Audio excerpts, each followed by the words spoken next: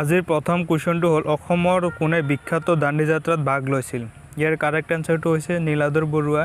আৰু মহাত্মা গান্ধীৰ আহ্বান ক্ৰমে নীলাধৰ বৰুৱাই দাণ্ডি যাত্ৰাত ভাগ লৈছিল কিমান চনত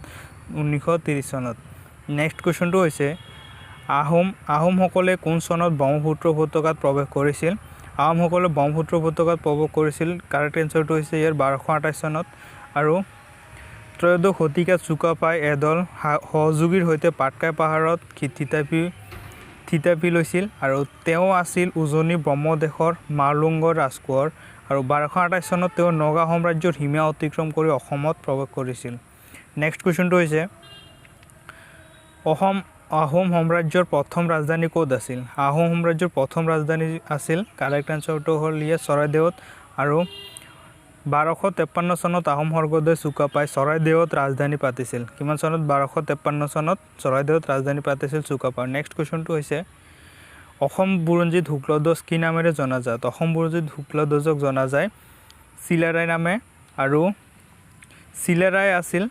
কোচ সাম্ৰাজ্যৰ ৰজা নৰনাৰায়ণৰ ভাতৃ আৰু কোচ ৰাজ্যৰ সেনাধ্যক্ষ তেওঁ প্ৰকৃত নাম আছিল শুক্লধ্বজ চিলাৰায় আছিল নিপুণ যোদ্ধা আৰু তেওঁ শত্ৰুৰ চিলৰ দৰে আক্ৰমণ কৰিছিল ইয়াৰ বাবে তেওঁক অসম বুৰঞ্জীত চিলাৰায় নামেৰে জনাজাত আছিল নেক্সট কুৱেশ্যনটো হৈছে অসমৰ কোনখন জিলা সৰ্বপ্ৰথম দফাত নিষিদ্ধ হিচাপে ঘোষণা কৰা হৈছিল ইয়াৰ কাৰেক্ট এনসাৰটো হ'ল যোৰহাটক অসমৰ প্ৰথমখন জিলা য'ত দফাত নিষিদ্ধ কৰা হৈছিল নেক্সট কুৱেশ্যনটো হৈছে অসমৰ ডিগবৈ তৈলক্ষেত্ৰ কোন চনত আৱিষ্কৃত হৈছিল ইয়াৰ কাৰেক্ট এনসাৰটো হ'ল 1889 চনত আৰু অসম হৈছে দেশৰ প্ৰথম ৰাজ্য য'ত 1889 চনত ডিগবৈত খাৰুৱা তেলৰ সন্ধান পোৱা গৈছিল নেক্সট কুৱেশ্যনটো হৈছে অসম চৰকাৰে গঠন কৰা বিশেষ মহিলা কামাণ্ডো বাহিনীটি কি হৈছে ইয়াৰ কাৰেক্ট এনসাৰটো হ'ল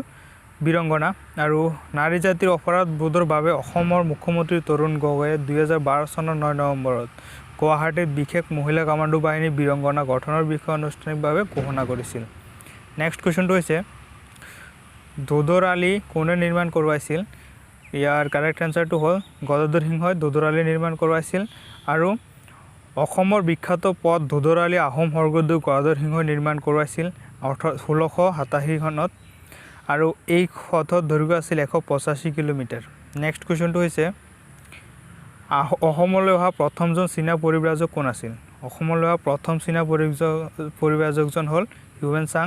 আৰু ভাস্কৰ বৰ্মনৰ ৰাজত্বকালত হিউৱেন চাং অসমৰ ভ্ৰমণ কৰিছিল আৰু